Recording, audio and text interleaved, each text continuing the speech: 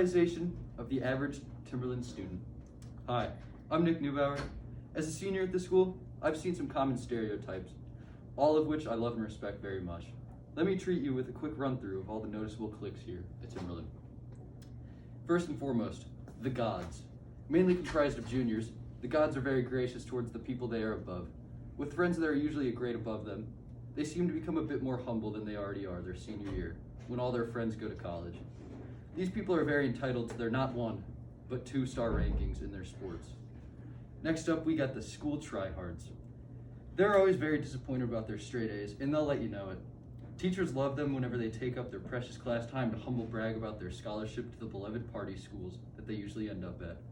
When they're not talking about their grades, they're usually talking about their ACT and asking what everybody else got on it.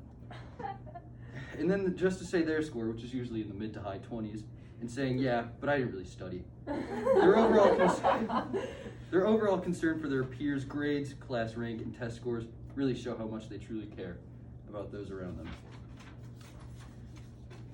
Now we have the cool tryhards, which are the polar opposite of the school tryhards. These kids, their grades are not their personality. These kids actually got the full ride, but don't talk about it. They generally sit in the back of the class not saying anything, and not asking, is your class rank in the top 10%? Now we have the class clown.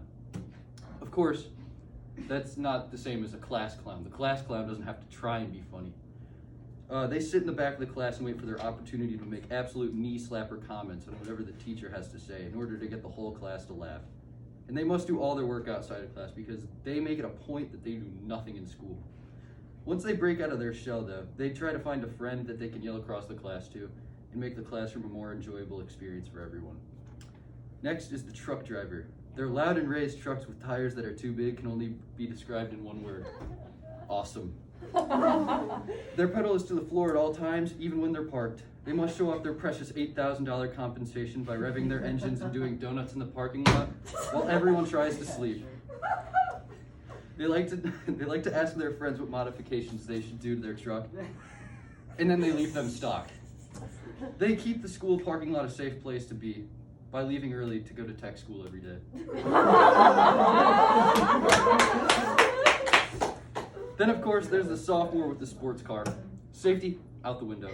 The East Jesus strip becomes their own personal drag strip, trying to beat their highest speed each morning. Their precious Subaru is the thing that fills the girlfriend-sized hole in their heart. Every morning is a car show for them, so they can show off their RGB stereos they bought with the money their parents worked so hard for. Hopefully you heard their awesome exhaust. If you didn't, I'm sure you'll hear it tomorrow, and the day after, and the day after that, all the way until they inevitably get into an accident that couldn't have possibly been their fault. Next up, we got the Druggies, but I really don't have to go too far into them because they keep it so discreet. I don't think any really go here. Then there's the classic Partied Once or Twice. These are mainly girls whose personality is as basic as a White Claw, and they're really fun to talk to.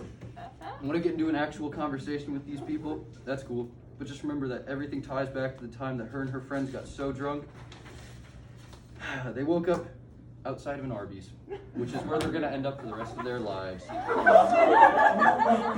On the opposite side of the spectrum, we have the Olympic trainees, aka the kids that run in the hallways.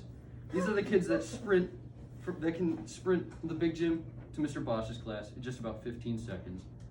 They think that they're going to be late for class even before the first bell rings, and we don't really see them because they're just too fast. They're late to class once a month, but only whenever they trip on the stairs, hit a wall, upperclassman, or my foot, and get sent to the nurse's office. Now let's get to the political cliques. The khaki trucker hats versus the philosophers. The khaki trucker hat cannot let a liberal statement go without contradiction. The philosopher really tries to enlighten every class with their liberal viewpoints. Although many screaming matches break out and threats are usually made, these two really need each other, and deep down, they love each other. Because every Batman needs their Robin, every Dwight needs their Jim, and every khaki trucker hat needs their philosopher. Now, there's the peaked in middle school. These are the kids that ride the popularity they gained when they were 13. When they had awesome social skills and unmatched confidence, they hit on any girl that came in sight. Now they wish to go back to the days when they were on top of the world. And you may be asking yourself, Nick, why do you know so much about this? Well, you see, from my Nike Elites to the fade that had the line cut right there, I was sick in middle school. I slid into DMs confidently, my unmatched swagger, though swiftly aged like Matthew Perry. And I had to come to the acceptance that I could only be downhill whenever I turned 14. Next up, the band kids. Their meme game is top tier. Their instrument isn't their only talent. Quoting Rick and Morty lines and T-posing are also their other true callings. If the constant "I'm Pickle Rick" quoting didn't make them stand out, then their band sweatshirts that are riddled with various stains surely will. Second to last, we have the people that went through one bad breakup. They wear all black and dress like they're going to a very eccentric funeral everywhere they go. They're as tough as nails on the outside, but are too sweet and quiet to ask for a pencil. They tell people that they aren't in the middle of a phase, but the second they get a new boyfriend or girlfriend, they suddenly lose all of their dark clothes and join the drones of society. Now, before I end this, let me ask you a question. Do you think you are, or ever have been, in a committed relationship? Think again.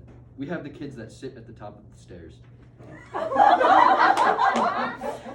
They know each other's eyes almost as well as they know the route to the nearest vape shop, which says a lot. Even with masks, they're able to find ways to publicly display their affection to each other, gazing awkwardly at each other, flirting in the most romantic ways possible, taking up the entire hallway to do it. I personally love these kids. As someone who hasn't been in a committed relationship ever, they show me what I should do whenever I one day find that girl. After seeing the kids at the top of the stairs, I wonder if even married couples truly know what love and affection is. There is, however, one more. The person who doesn't care about what cliques they're in, and they're friends with everyone. They don't ignore people who don't match their image of cool. No one's lower or higher than them, and everyone should be a person who doesn't care about cliques. But I'm not even one of those people. Thank you.